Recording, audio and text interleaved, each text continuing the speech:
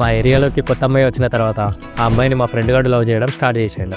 నాకు నా love story కన్నా మా ఫ్రెండ్ గాడి లవ్ స్టోరీ అంటే బాగా ఇంట్రెస్ట్. రోజు నేను మా ఫ్రెండ్ విశాల్ గాడు ఇద్దరం కలిసి ఇంకో ఫ్రెండ్ ఇంటి దగ్గరికి వెళ్ళి టైం పాస్ చేసేటోళ్ళం. ఒకరోజు వాడి ఇంటి ముందు కూర్చున్నప్పుడు వాడి ఇంటి పక్కన ఒక అమ్మాయి కొత్తగా రెంట్కి వచ్చింది. ఆమెను చూడంగానే మా ఫ్రెండ్ గారికి ఫీలింగ్స్ స్టార్ట్ అయిపోయినాయి. అమ్మ నిత్య, సామాన్ లోపల పెట్టేసినాక ఇక్కడ కిరాణా షాప్ ఎక్కడుందో చూసిరా అమ్మ జరా. సరే అమ్మా. వాళ్ళు సామాన్లు షిఫ్ట్ చేయడం చూసి మా ఫ్రెండ్ గాడు కూడా హెల్ప్ చేయడానికి వెళ్ళాడు. మేము పెట్టేస్తాంలే అంటే సామాన్, మీరు చిన్న చిన్న సామాన్ తీసుకెళ్ళండి. అరే బా ఏం చూస్తున్నారు రా కూర్చొని, సామాన్ లోపల పెడతాం రండి. వాడు చూడరా మా ఇల్లు షిఫ్ట్ చేసినప్పుడు మీ ఇల్లు షిఫ్ట్ చేసినప్పుడు సామాన్ పోయలేడు కానీ ఇప్పుడేమో ఎవరో తెలియని వాళ్ళ కోసం ఉరుకులాడుతున్నాడు. ఇంకా వాటితో పాటు మేము కూడా వెళ్ళి సామాన్ షిఫ్ట్ చేసినాం. థ్యాంక్స్ బాబు, బాగా హెల్ప్ చేసినారు. ఎక్కడ ఉంటారు మీరు? పక్కనే ఉంటాం అంటే వీడు పక్కనే ఉంటాడు, మేమిద్దరం ముందు గల్లీలో ఉంటాం, కానీ ఎప్పుడు ఇక్కడనే ఉంటాం. సరే బాబు, ఇక్కడ కిరాణా షాప్ ఎక్కడైనా ఉందా బాబు? నాకు చెప్పండి ఆంటీ, ఏమైనా తీసుకురావాలా? నేను తీసుకొస్తా, మీరు బిజీ ఉన్నారు కదా. సరే బాబు, ఒక్క నిమిషం. అమ్మ నిత్య, నా పర్స్ లో ఒక 100 రూపీస్ ఉన్నాయి, తీసుకుని రావా? అన్న వాళ్ళు వెళ్తారంటలే షాప్ కి.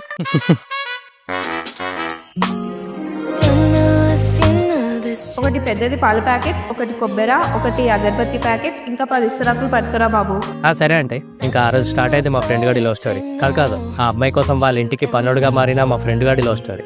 అంటే ప్రతిసారి వాళ్ళ ఇంట్లో ఏ సామాన్ అవసరం ఉన్నా వీడి ఇంటి బయట కనిపించే వారికి అన్ని వానికి చెప్పి షాప్ కి పంపించేది. అవన్నీ తెచ్చి ఆ అమ్మాయికి ఇచ్చేటోడు. ఆ అమ్మాయి వాడిని చూసి చిన్న స్మైల్ ఇచ్చేది. ఆ నవ్వు కోసం మా వాడు సండే చికెన్ తెచ్చిచ్చేటోడు, కొత్తిమీర కరేపాకు తెచ్చిచ్చేటోడు, పెరుగు ప్యాకెట్లు తెచ్చిచ్చేటోడు, ఆఖరికి పొద్దున్న టైం పాల ప్యాకెట్లు కూడా తెచ్చిచ్చేటోడు. వాడి పనులు వాళ్ళకి చేయడమేమో గానీ వాడు చేసే ప్రతి పనిలో తోడొకడు ఉండాలని ఆల్మోస్ట్ అన్ని పనులకి నన్ను కూడా తోడుగా తీసుకుపోయేటోడు. అట్లా వాళ్ళిద్దరి మధ్య చిన్న చిన్న ఫీలింగ్స్ స్టార్ట్ అయినాయి. అయితే మా ఫ్రెండ్ విశాల్ గాని ఇల్లు మా ఇల్లు పక్కన పక్కన ఉండేది. ఆ అమ్మాయి మా గల్లీకి వచ్చిన ప్రతిసారి వాడి ఇంటి సైడ్ చూసేది. నేను వాడిని జల్దీ బయటికి రమ్మని చెప్పేటోని. అరే నీకోసమే చూస్తుంది ఆ పిల్ల, వెళ్సా షాప్ కి పోవాలంటే వాళ్ళ గల్లీ నుంచి కూడా పోవచ్చు, కానీ మన గల్లీ నుంచి షాప్ కి వెళ్ళింది. సరే ఒకవేళ గల్లీకి వచ్చినా నార్మల్ గా వెళ్ళిపోవాలి కానీ మీ ఇంటి సైడే మరీ చాలా సార్లు చూసి వెళ్ళిందిరా. నువ్వు అలా అని రాలేవు బయటికి జల్దీ, వెళ్ళిపోయింది. నా కోసం చూస్తుందంటే ఏదో స్టార్ట్ అయింది బాబా, సిగ్గేస్తుంది. ఇంకా నాకు ఆ అమ్మాయి ఏరియాలో ఎక్కడ కనిపించినా వానికి ఫోన్ చేసి తొందరగా రమ్మని పిలిచేటాన్ని.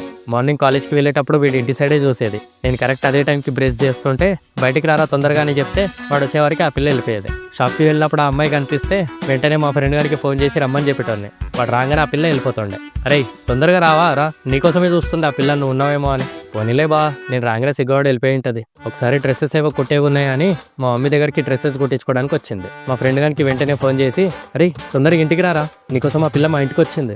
నా కోసం మీ ఇంటికి ఎందుకు వచ్చింది బావా? అరే అవులే, మా మమ్మీ దగ్గర డ్రెస్సెస్ కుట్టించుకోవడానికి వచ్చింది. డైరెక్ట్ గా మీ ఇంటికి రాలేదు కదా, అందుకే డ్రెస్సెస్ కుట్టించుకోవడానికి నీ రీజన్ పెట్టుకుని మా దగ్గరకు వచ్చింది. ఇక్కడికి వస్తే నువ్వు కనిపిస్తావని. వస్తున్నా బా, ఇప్పుడే వస్తున్నా. మళ్ళీ వాడు రాగానే ఆ అమ్మాయి వెళ్ళిపోయింది. నువ్వు తొందరగా రారా అంటే రావు, ఎంతసేపు అని ఉంటుంది ఆ పిల్ల కూడా, నీకోసం చాలాసేపు చూసింది వస్తావేమో అని. ఒకసారి నేను మా ఫ్రెండ్ గాడు ఆ అమ్మాయి వాళ్ళ ఇంటి దగ్గర కూర్చున్నప్పుడు ఆ పిల్ల అప్పుడే ఏదో పని మీద బయట నుంచి ఇంటికి వస్తుంది. మా ముందు నుంచి వెళ్తూ ఒక పేపర్ మా ఫ్రెండ్ గారి మీదకి విసిరి వెళ్ళింది. ఆ పేపర్ నా దగ్గరకు వచ్చి పడింది. ఆ పిల్ల పేపర్ అట్లా మా ఫ్రెండ్ గారికి ఇవ్వడం పక్కింటి ఆంటీ చూసింది. అయితే మా ఫ్రెండ్ గారు ఫాస్ట్ గా ఆ పేపర్ తీసుకొని ఏముందో చూస్తే నేను 1 వీక్ విలేజ్ కి వెళ్తున్నా, this is my phone number, call చేయని రాసింది. ఇంకా మా ఫ్రెండ్ గారు ఫుల్ ఖుషి అయిపోయాడు.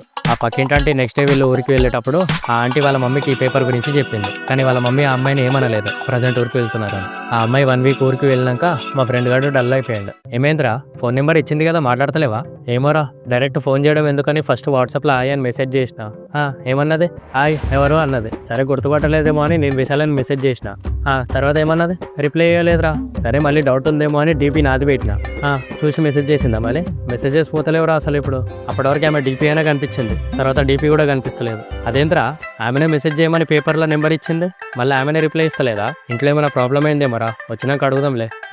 వాళ్ళ మమ్మీ కూడా ఏం చెప్పలేదురా నాకు ఈసారి, లేదంటే చెప్తుండే ఊరికి వెళ్తున్నామని. రే వాళ్ళ మమ్మీ చెప్పలేదని అంత ఫీల్ అయిపోకు నువ్వు వాళ్ళ ఇంటికి మరీ ఎక్కువ పనులు చేసి పెడుతున్నావు. వాళ్ళ అమ్మ నేను పనుల్లాగా అన్ని పనులు చేపించుకుంటుంది. బావా నా నిత్య కోసం రా, ఆమె కోసం వాళ్ళ ఇంటికి పనుల్లాగా మారినా తప్పులేదు అనిపిస్తుంది నాకు.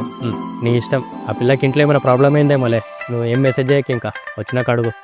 వెయిట్ చేద్దాం ఇంకా వచ్చేవారికి, ఏం చేస్తాం. ఆ అమ్మాయి ఊరి నుంచి వచ్చినాక నేను మా ఫ్రెండ్ గారు ఇద్దరం కలిసి ఆ అమ్మాయితో మాట్లాడినాం. నిత్య ఎప్పుడు వచ్చినారు ఊరి నుంచి? నిన్న నైటే వచ్చినాం. ఆంటీ నాకు ఊరికి వెళ్తున్నాను ఒక మాట చెప్పేది, ఈసారి ఏం చెప్పకుండా వెళ్ళినారు ఎందుకు? మార్నింగ్ కలిస్తే కూడా మాట్లాడలేదు సరిగ్గా. నేను ఆ రోజు పేపర్ ఇచ్చినా కదా, ఆ రోజు పేపర్ ఇచ్చినప్పుడు మా పక్కింటి ఆంటీ చూసిందంట. మా మమ్మీకి చెప్పింది ఆ రోజు, అక్క మీరు అబ్బాయితో అవి ఇవి తెప్పించుకుంటున్నారు, క్లోజ్ గా ఉంటున్నాడు, మంచి అబ్బాయి అనుకుంటున్నారు, మీతో మెల్లిగా కలిసిపోయి ఇప్పుడు మీ అమ్మాయికే లైన్ వేస్తున్నాడు తెలుసా, వాడిని ఇప్పటి నుంచి అయినా దూరం పెట్టండి, మీరు ఏం పనులు చెప్పకండి వాడికి అని అన్నదంట. ఇంకా నయ్యం నేను ఆ పేపర్ ఇచ్చిన విషయం చెప్పలేదు. అయ్యా అవునా? ఆంటీ ఇంకా ఎప్పటిలాగా నాతో మాట్లాడదేమో అయితే. ఆ, మా మమ్మీ దృష్టిలో ఇప్పుడు నువ్వు నాకు లైన్ వేస్తున్నావు అనుకుంటుంది. నీ మీద ఫుల్ కోపం పెట్టుకుంది.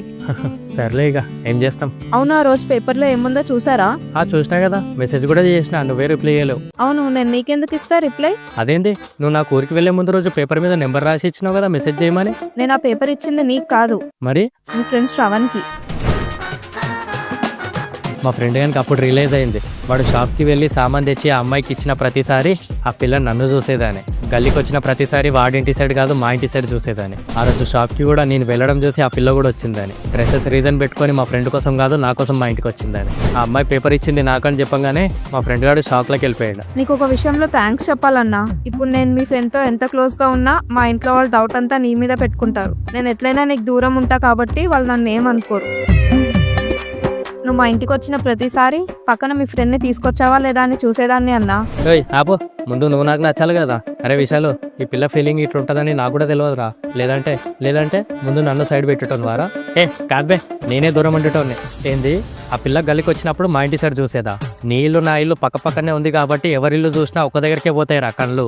అక్కడ ఎవరిల్లు చూసిందని కాదు, ఎవరిని చూసిందని చూడాలి. ఆ కళ్ళు కనిపించలేదా అరా నీకు? సరే అది వదిలే. ఏంది, డ్రెస్సెస్ రీజన్ గా పెట్టుకొని నన్ను చూడడానికి మీ ఇంటికి వచ్చిందా? అరే కొంచెమన్నా లాజిక్ ఉండాలిరా. ఇక్కడ కూడా నీకు తెలిసే ఉంటది ఆ పిల్ల నిన్ను చూడడానికి వచ్చిందని. ఆ రోజు ఆ పేపర్ కూడా నీ దగ్గరనే పడిందిరా. నాకు ఎలగలే, బై మిస్టేక్ పడిందేమో అని నేను అనుకున్నా. నాకు తెలియదు ఆ పిల్ల పేపర్ నీకేసిందని. అది కాదురా విశాల్, నాకు కూడా తెలియదు ఇదంతా. నీకు అన్నీ తెలుసురా బావా, కానీ మళ్ళీ నేను ఫెయిల్ అవుతా అని ఆ పిల్ల అన్ని నాకు చేసినట్టు కన్వర్ట్ చేసినావు. రే ఆపుబే, నేను ఎన్ని డేస్ నీ ఫీలింగ్కి సపోర్ట్ చేసిన. నేను ఎప్పుడు ఆ పిల్లని అట్లా చూడలేను. నువ్వు చూడలేవు బావా, కానీ ఆ పిల్ల నీకు లైన్ వేస్తుందని అయితే నీకు తెలుసు కదా. కొంచెం అనిపించింది అట్లా. చూడు, ఇప్పుడు కూడా ఆమెకి నా గురించి ఒక్క మాట కూడా చెప్తలేవు. ఇన్ని రోజులు నిన్ను లవ్ చేసింది వీడు, నేను కాదని. ఎందుకంటే నీకు కూడా ఆ పిల్ల అంటే ఇష్టం కాబట్టి ఆమెను ఏమంటలేవు. నవ్వుతున్నావేంద్రా? ఫిక్స్ అయిపోయింది ఇక పక్కా, నాకు తెలుసు. అరే నాయన, అన్నీ నువ్వే అనేసుకుంటావు. ఆగ్రాజారా నేను చెప్పేది నేను. వద్దు బావా, నేను తనని లవర్లాగా ట్రీట్ చేసి నేను బావా అని పిలవడం మానేయలేను. నువ్వు నాకు ఎప్పటికీ బావావే. అంటే ఆ పిల్ల నాకు ఇంకా ఎప్పటికీ సిస్టరే. నువ్వు ఫిక్స్ అయినవారా మరి సిస్టర్ అని? ఇప్పుడు మా చెల్లి నీకు ప్రపోజ్ చేస్తుంది. నువ్వు రిజెక్ట్ చేసినావు అనుకో, నీకు కుప్పలో కొడతా. నేను ఇక్కడనే వెయిట్ చేస్తా, పోయిరా. సారీరా విశాల్, ఇట్లా అవుతుందని అనుకోలేరా నేను కూడా. హ్యాపీ సంక్రాంతి బావా, పోయిరా. జల్ది వస్తే బిల్డింగ్ పైకి పోయి పతంగులు ఎక్కరేద్దాం. సరే, ఇప్పుడే వస్తామండి ఇక్కడనే. ఇప్పటి నుంచి లవ్ చేసుకునేది ఇల్లు, కానీ ఆమెకి ఏమన్నా అయితే వాళ్ళ మమ్మీకి ఫస్ట్ డౌట్ వచ్చేది నా మీద. ఇప్పటి నుంచి నేను వీళ్ళని జాగ్రత్తగా చూసుకోవాలన్నమాట, లేదంటే నా పని అవుతుంది. అది మా ఫ్రెండ్ గారు నాకు చేసిన త్యాగం. పాపం వాడిని చూసి జాలిపడాలో నవ్వాలో ఏడవాలో అర్థం కాలేదు. ఆమె ఫీలింగ్కి రెస్పెక్ట్ ఇచ్చి మూవ్ ఆన్ అయిపోయిన గొప్ప ఫ్రెండ్ మావాడు. మళ్ళీ నెక్స్ట్ స్టోరీలో కలుద్దాం. Take care, bye.